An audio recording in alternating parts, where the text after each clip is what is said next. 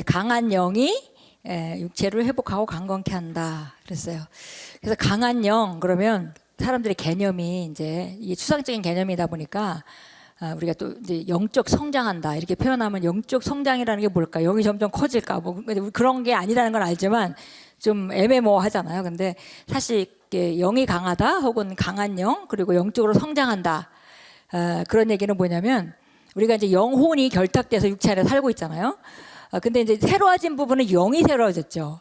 근데 혼이 지금 새로워지지 않고 옛날 그대로 있고 육체도 옛날 그대로 있고 그러니까 우리가 하는 일이 이제 마인드 리뉴얼을 해서 마음을 새롭게 해서 혼이 영의 실제와 같은 생각을 하게 해가지고 이게 강력한 듀오가 돼서 이게 이제 밖을 다스리는 쪽으로 우리가 가는 거잖아요.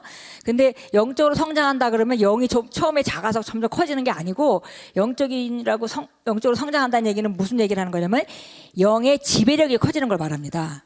예. 영은 그냥 완벽하게 거듭났잖아요. 영이 커지는 건 아니잖아요. 그렇지만 영이 내 육체와 혼의 영향력을 미치는 지배력이 커지는 거를 영적인 성장이라고 표현하고 그걸 잘하는 사람을 영적인 그리스도인.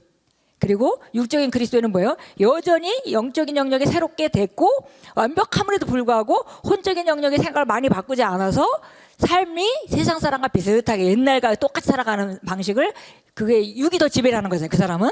그러니까 지금 영이 지배력을 갖고 한 게 아니라 육이 더 지배력을 가지면 영적인 지배력이 약해지는 거고 그걸 영이 약한 사람이라고 표현하고 또 영이 육신적인 그리스도인이라고 표현합니다. 육신이 더 많이 영향력을 미치고 있고 지배력을 갖고 있다는 거죠. 그래서 우리가 이제 그거에 대해서는 오해가 없으시면 되겠습니다. 그래서 이제 지배력을 말하는 거다.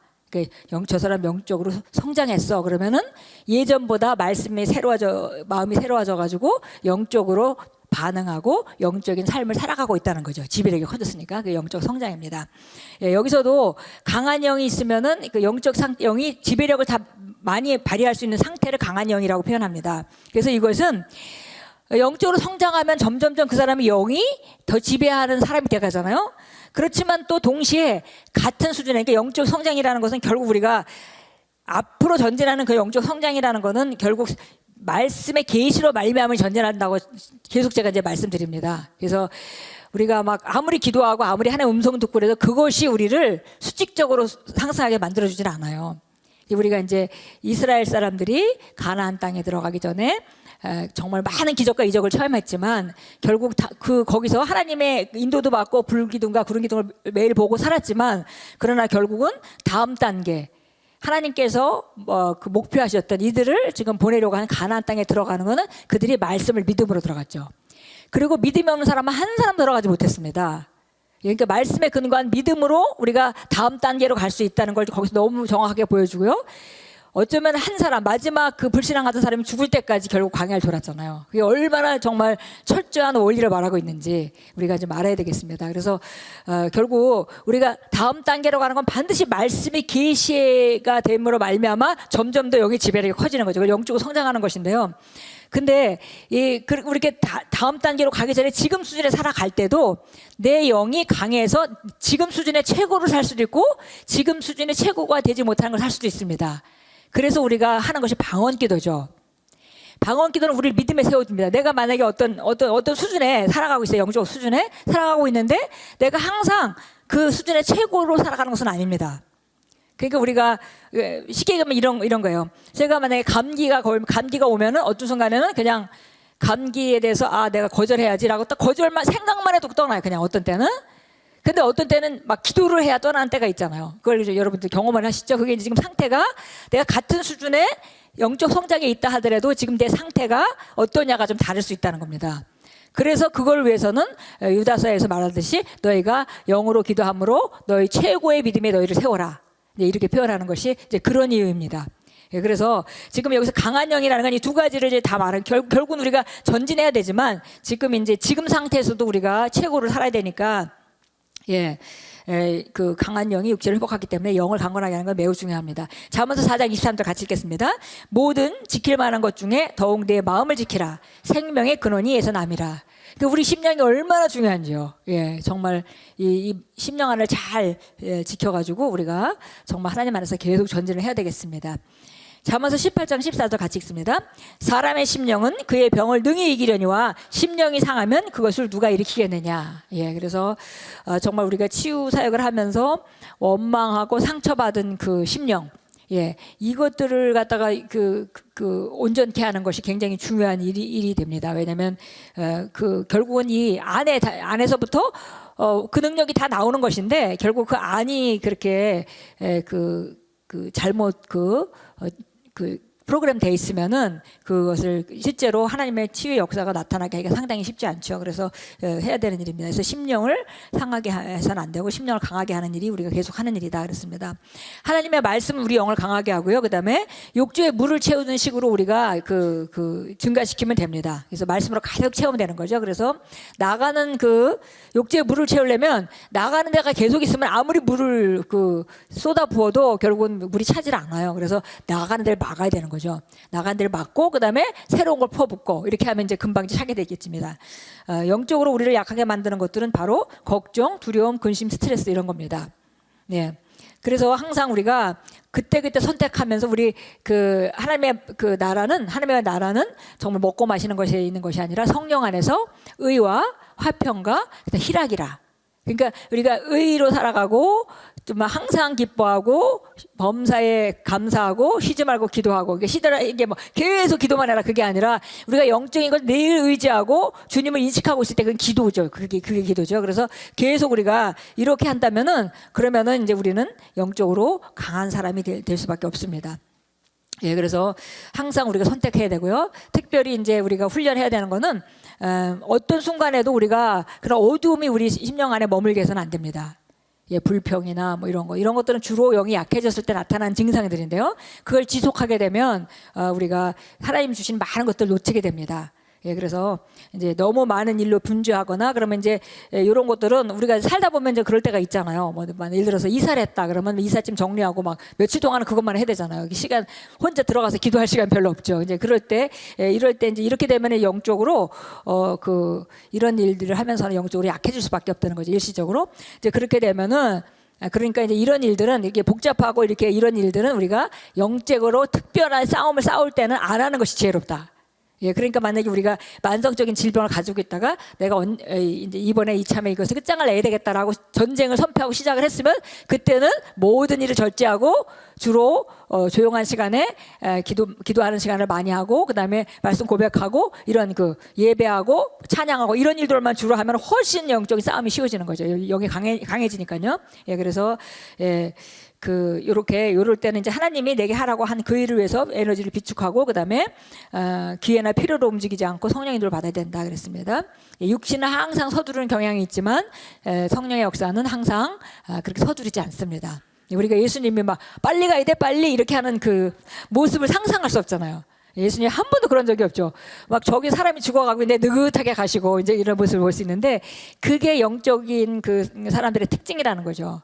막 조급한 거는 대부분의 경우는 특별한 경우 외에는 진짜 조급한 거는 대부분의 육신입니다.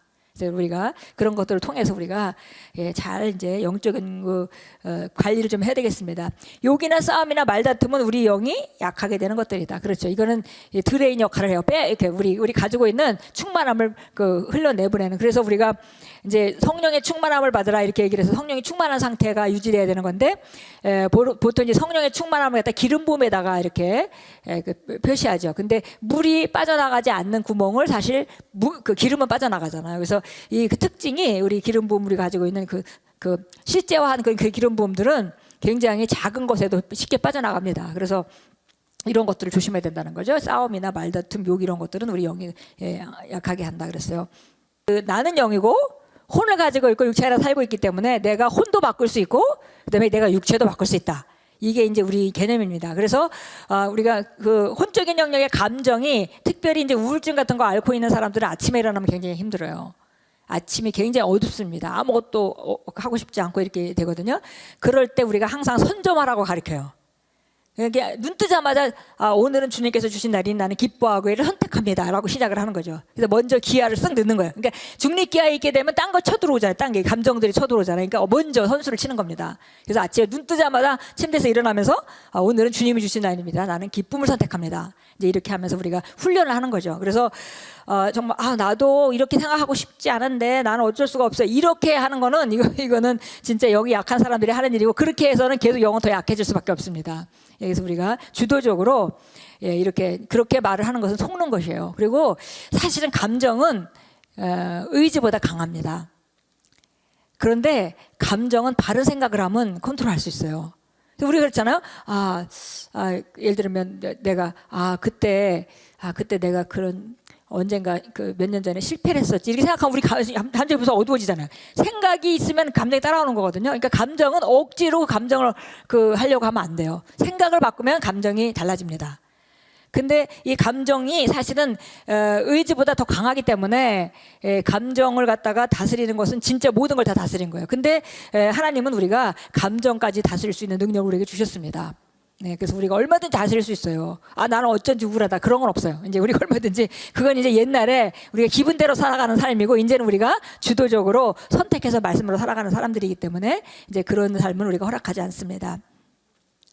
이제 우리가 영적으로 약하게 만드는 것들 중에서 우리가 상처, 마음의 상처를 우리가 얘기를 할 수밖에 없는데요. 그래서 우리가 다른 데서 내적 치유 같은 것도 하잖아요. 근데 사실 내적 치유를 특별하게 그분들이 하는 것에 대해서 우리가 그걸 부정적으로 말하진 않지만 사실 새로운 피조물로 기능하게 되면 내적 치유를 특별하게 할 필요는 없습니다. 왜냐하면 우리가 이 상처를 우리가 받은 것은 우리 안에 이제 성장할 때 옛날에 있던 것들이잖아요. 그걸 재해석을 해서 잘 정리를 해야 되고 그 생각이 날 때마다 우리가 마인드 리뉴얼을 계속 하는 거죠. 그러면 계속 우리가 그 생각이 들 때마다 우리가 그거를 바른 말씀으로 적용하고 다시 내가 선택하고 선포하고 말씀으로 고백하고 이렇게 하면은 시간이 지나면 그렇게 안 오게 돼요. 결국은 이제 다 치유받는 거예요. 왜냐하면 이것이 상처를 자꾸 말하는 것이 그걸 더 강화시킵니다. 그래서 이제 마치 우리가 이런데 상처 나면 여기 누가 가까이만 슬쩍 스쳐도 아프잖아요. 그러니까 소리를 지르게 되죠. 그런데 우리가 제일 좋은 방식은 뭐예요? 딱 덮어놓고 여기를 딱 붙여놓는 거예요. 반창고로 딱 붙여놓고 그냥 두면 치유되게 돼 있잖아. 그죠? 그래서 우리가 만약에 그래서 어떤 상처를 받은 게 있다면 내가 이래서 이럴 때 이런 상처를 받았고 이렇게 레파토리가 계속 나오는 사람들은 그 상처가 나오는데 계속 머무를 수밖에 없습니다. 그래서 우리가 상처에 대해서는 자꾸 이렇게 언급하지 않고 그러나 우리가 이제 상담하는 사람에게 얘기할 수는 이제 도움을 받기 위해서 그렇지만 보통 우리가 이제 그렇게 자꾸 언급하는 것은 그건 지혜로운 일이 아니고 더 확고하게 만든다 자꾸. 그러니까 사실은 그 상처가 생각날 때 그것을 우리가 받아치는 작업을 몇 번 하다 보면 결국은 이제 그 생각은 더 이상 오지 않게 되죠. 그래서 그렇게 하는데요. 상처에 대해서는 우리가 상처를 받았다라고 상처를 받을 필요가 없다라고 우리가 결론을 내립니다. 세상 사람도 우리가 세상에서 우리가 세상 방식으로 살아갈 때는 저 사람들이 저랬기 때문에 내가 상처를 받았어. 이렇게 이제 표현을 하는데 우리는 늘 우리가 주도적으로 삶을 사는 사람이고 어떤 상황이 와도 우리가 반응을 바르게 함으로 우리가 상처를 받지 않을 수 있습니다. 그래서 상처를 받지 않을 수 있기 때문에 우리가 언제든지 우리가 하나님의 말씀을 따라 바른 것을 선택하고 정로를 계속 선택하고 우리가 이제 2학기 때는 이제 존중하는 삶을 배우시거든요. 근데 그 존중하는 삶에 굉장히 그 삶이 굉장히 파워풀합니다. 그래서 언제든지 우리가 바른 걸 선택하면 우리 인생은 잘 될 수밖에 없어요. 그래서 우리가 이제 바른 걸 선택하는 사람으로 살아가는 것이고 그러면 이제 상처를 받을 수 있다라는 개념 자체. 우리가 우리 새로운 피조물들은 상처를 받을 이유가 없다. 왜냐면 항상 그렇잖아요. 피해의식이 있으니까 자꾸 상처를 받잖아요. 저 사람이 내 돈을 뺏어갔으니까 내가 더 가난해졌어. 그렇게 저 사람 미워해. 근데 사실은 저 사람이 저래도 내가 그런 상황 가운데 피해자가 될 수가 없고 나에게 봉급하시는 사람은 하나님이시다 라고 관념을 갖는다면 그 사람을 미워할 이유가 사실은 없는 거죠. 그래서 우리를 이렇게 조정하고 얼마든지 우리가 상처받지 않는 자리에 갈 수 있습니다. 그래서 만약에 상처가 드러나는 분이 있으시다면 무엇 때문에 상처받았는지 딱 우리가 분별해야 되고요. 그냥 작은 상처들은 누가 내 자존심을 건드렸어, 누가 나를 무시했어, 이런 거 누가 뭐 그 내가 그 연약한 열등감 있는 부분을 내가 말했어. 그래서 내가 기분이 나빠. 이렇게 상처받았어. 뭐 이렇게 얘기하는 거죠. 그래서 어떤 부분에 우리가 이제 그리스도인으로서 매일매일 우리 마인드 리뉴얼을 해가면서 살아갈 때 만약에 어떤 것이 날 좀 기분 상하게 했다면 얼른 아셔야 돼요. 뭐 때문에 내가 기분 나빴지? 내 자존심이구나. 내 열등감이구나. 그러면 나는 지금 내 문제가 뭔지를 알게 된 거죠. 그러니까 그 문제를 치유할 수 있는 거예요. 예, 그러면 그 사람을 미워할 게 아니고 내가 그 부분을 말씀으로 새롭게 하면 되는 거죠. 그렇게 하나하나 만들어갑니다. 나중에는 아무도 날 건드리지 않는 사람이 돼요. 무슨 얘기를 해도 아무렇지도 않은데 뭐. 예, 그러니까 그런 사람이 되는 거죠. 그래서 그렇게 이제 나아가는 것입니다. 예, 그래서 상처라고 하는 거는 사단의 화살을 맞은 겁니다. 예, 누가 무슨 말을 한 게 중요한 게 아니고 그 말을 할 때 들어오는 생각 있잖아요. 부정적인 생각들을 내가 받아들였기 때문에 내가 상처를 받은 거거든요. 근데 그걸 받아들이지 않고 쳐낼 수가 있다는 거죠. 어떤 사람이 어떤 행동을 했든지 그 사람의 행동의 문제가 아니고 그냥 저는 그 굉장히 이제 논리적인 사람이라 그런 걸 제가 이제 다른 사람들의 다른 사람들에 대해서 이제 우리가 상처받지 않고 좋게 해석하고 이런 걸 이제 처음에 훈련할 때 저는 그 생각을 확고했습니다. 하나님이 그 사람에게 입을 줬고 하나님이 그 사람에게 생각을 줬으니까 그 사람은 그 사람이 생각하는 걸 말할 자유가 있어. 그게 뭐든 틀렸든 맞았든. 예. 하나님이 그에게 주셨잖아요. 자유를. 나도 자유 가지고 있고. 근데 너가 왜 나한테 그런 말을 해라고 내가 말할 수가 없는 거죠. 그 사람은 자유가 있는 거야. 단지 내가 거기 영향을 안 받으면 되는 거죠. 그래서 그렇게 이제 우리가 그들의 행동의 문제가 아니라 내가 상처받는 것을 문제 삼아서 그거를 이제 수정하면 되는 거죠. 예. 그리고 막 이제 우리가 또 내가 도저히 용서할 수가 없어. 그는 그 얘기를 계속 많이 해왔기 때문에 도저히 용서할 수가 없는 겁니다. 예. 근데 이제 그러면서 어떤 사람들은 그러면 그 사람이 사과를 하면 내가 용서해 줄 텐데 그것도 필요하지 않아요. 예. 우리는 아가페 사랑을 이미 가지고 있는 사람들입니다.